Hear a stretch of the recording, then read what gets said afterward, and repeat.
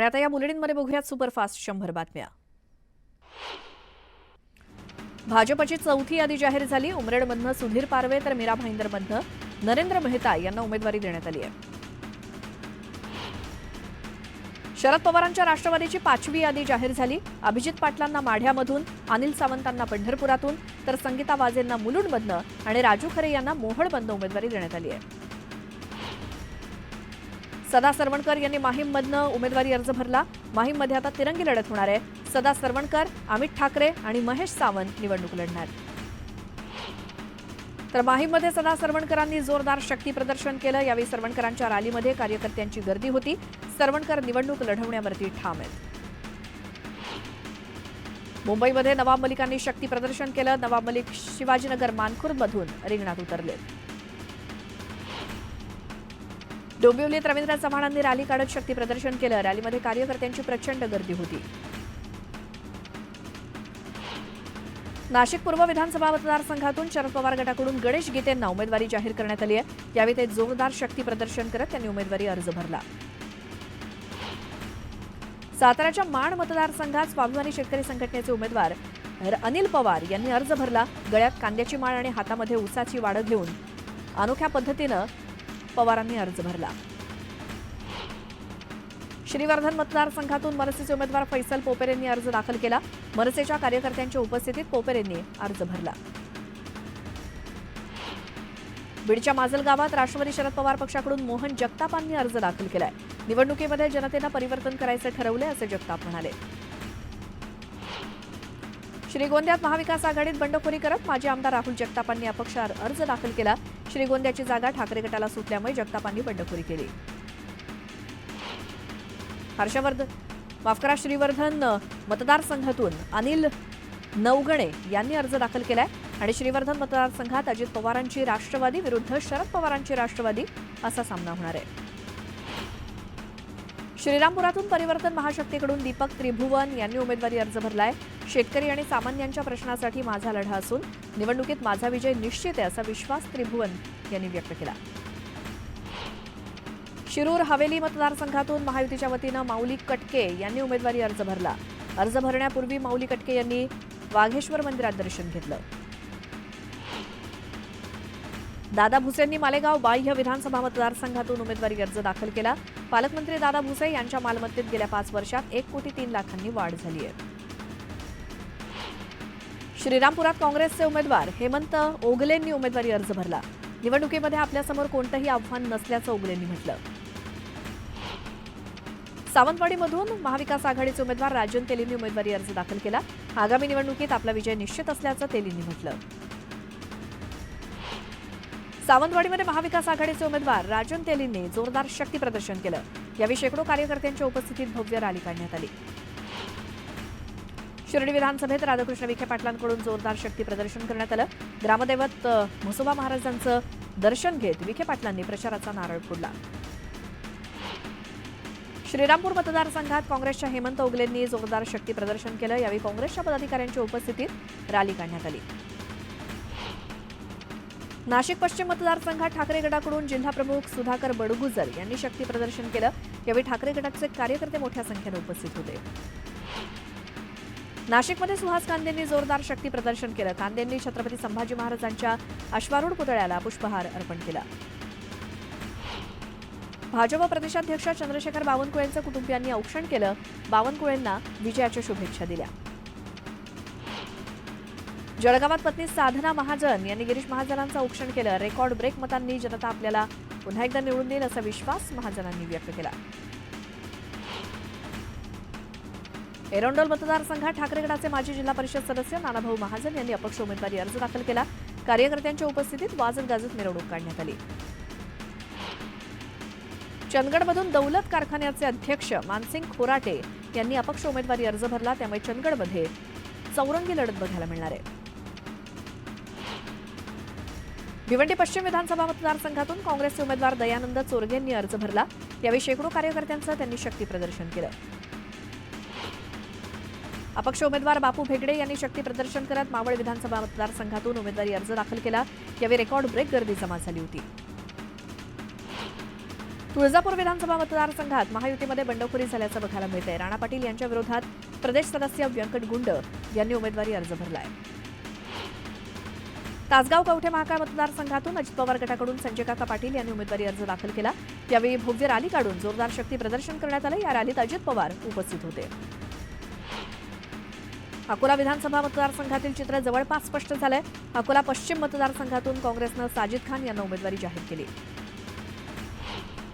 बुलडाण्याच्या सिंदखेड राजामध्ये महायुतीत फूट पडली आहे. शिवसेनेकडून शशिकांत खेडेकरांना एबी फॉर्म देण्यात आलाय, तर राष्ट्रवादीकडूनही मनोज कायंदे यांना एबी फॉर्म देण्यात आलाय. त्यामुळे महायुतीत वादाची ठिणगी पडली आहे. धुळ्यामध्ये शिवसेनेचे जिल्हा प्रमुख मनोज गोरेंनी राजीनामा दिला. गोरे प्रहारकडून उमेदवारी अर्ज दाखल करणार आहेत. धुळ्याची जागा शिवसेनेला न सुटल्यामुळे गोरे नाराज आहेत. वाशिमच्या कारंजा मतदारसंघात वंचितनं उमेदवार बदललाय. आधी अभिजित राठोड यांना उमेदवारी देण्यात आली होती, मात्र आता सुनील धाबेकर यांना वंचितनं उमेदवारी दिली आहे. वाशिमच्या कारंजामध्ये वंचित बहुजन आघाडीकडून उमेदवार बदलण्यात आलाय. कारंजातून अभिजित राठोड यांना उमेदवारी देण्यात आली होती. दरम्यान राठोडांची उमेदवारी रद्द करून सुनील धाबेकर यांना उमेदवारी देण्यात आली आहे. भाजपचे प्रदेशाध्यक्ष चंद्रशेखर बावनकुळे यांनी उमेदवारी अर्ज भरण्याआधी उपमुख्यमंत्री देवेंद्र फडणवीसांची भेट घेतली. फडणवीसांच्या भेटीसाठी बावनकुळे त्यांच्या निवासस्थानी गेले होते. नाशिक पश्चिम मतदारसंघाच्या आमदार सीमा हिरे यांना भाजपकडून उमेदवारी जाहीर झाली आहे. यावेळी त्यांनी छगन भुजबळांची भेट घेतली. भारतीय जनता पक्षाच्या उपाध्यक्ष तृप्ती सावंत यांनी मनसेमध्ये प्रवेश केला. त्यांना वांद्रे पूर्व मतदारसंघातून मनसेकडून उमेदवारी जाहीर झाली आहे. मीरा भाईंदरमधून नरेंद्र मेहता यांना अखेर उमेदवारी जाहीर झाली. नरेंद्र मेहता यांच्या ऑफिसबाहेर कार्यकर्त्यांनी जल्लोष केला. पुण्यातून लढण्यास भाजपचे श्रीनाथ भीमाले इच्छुक होते, मात्र उमेदवारी न मिळाल्यामुळे ते नाराज झाले आणि यावेळी फडणवीसांसह मुरलीधर मोहोळ यांनी समजूत काढल्यानंतर अपक्ष लढण्याचा निर्णय मागे घेऊन भाजपला पाठिंबा देण्याचा निर्णय श्रीनाथ भीमालेंनी घेतला. पूर्व नागपूर मतदारसंघात बंडखोरी होण्याची शक्यता आहे. काँग्रेसचे अभिजित वंजारी पूर्व नागपुरातून उमेदवारी अर्ज भरण्याची शक्यता आहे. दौंड विधानसभा निवडणुकीमध्ये महायुतीत बिघाडी होण्याची शक्यता असून भाजपनं राहुल कुल यांना उमेदवारी जाहीर केली, तर वीर धवल जगदाळे यांना राष्ट्रवादी काँग्रेसने एबी फॉर्म देऊन उमेदवारी अर्ज भरण्याचे आदेश दिले.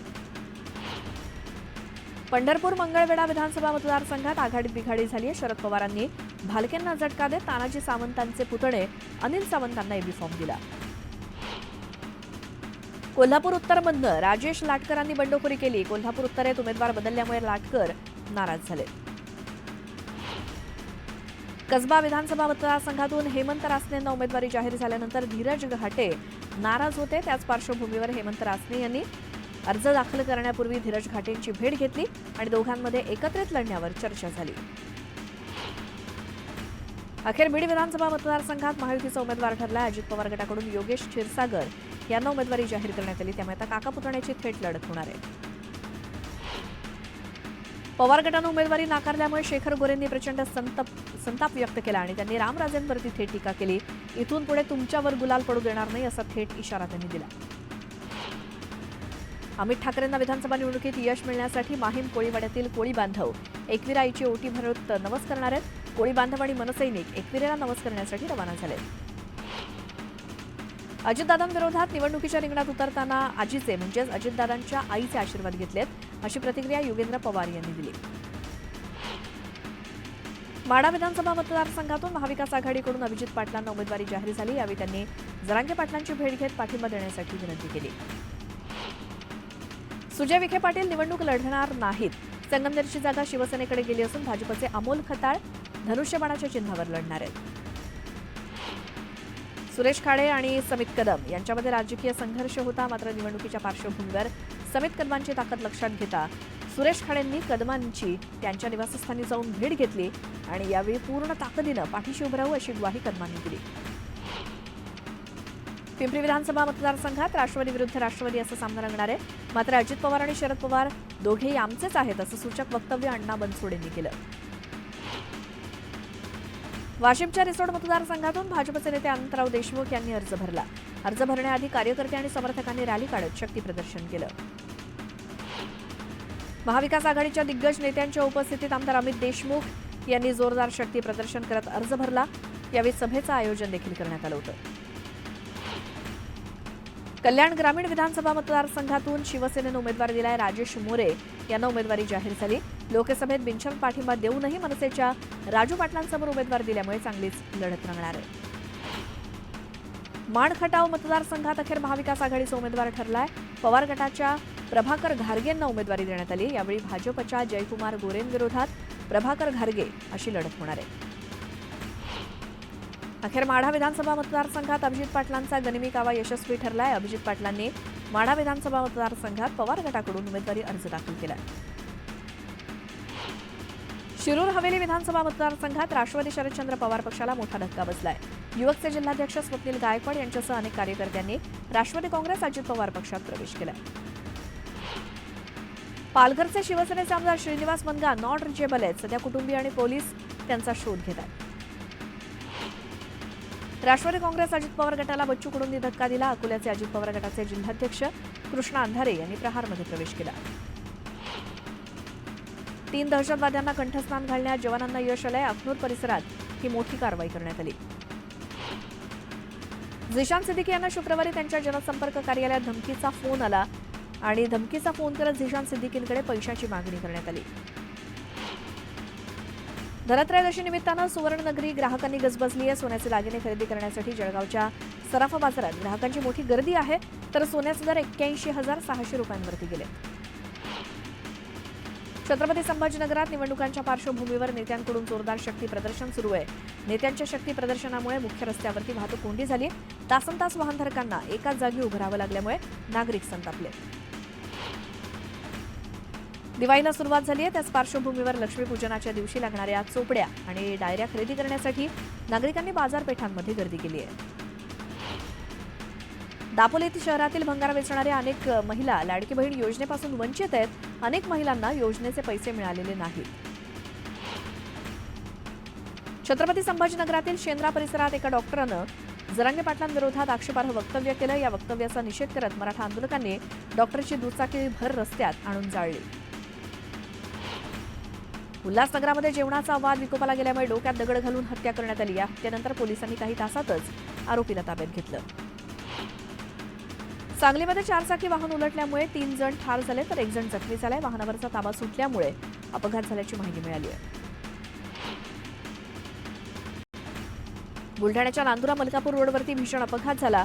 रस्ता क्रॉस करत असणाऱ्या ट्रॅक्टरला कंटेनरनं धडक दिली. या अपघातात 3 जण ठार तर 4 जण जखमी झाले. गोंदिया जिल्ह्यामध्ये 2 बिबट्यांचा मृत्यू झाला. एका बिबट्याचा चिखलात अडकून मृत्यू झाला तर दुसऱ्या बिबट्याचा झाडावरून पडून मृत्यू झाला. या दोन्ही घटनांचा वनविभागाकडून तपास सुरू आहे. आणखी अशाच काही बातम्या आपण बघूयात मात्र एका छोट्याशा ब्रेकनंतर.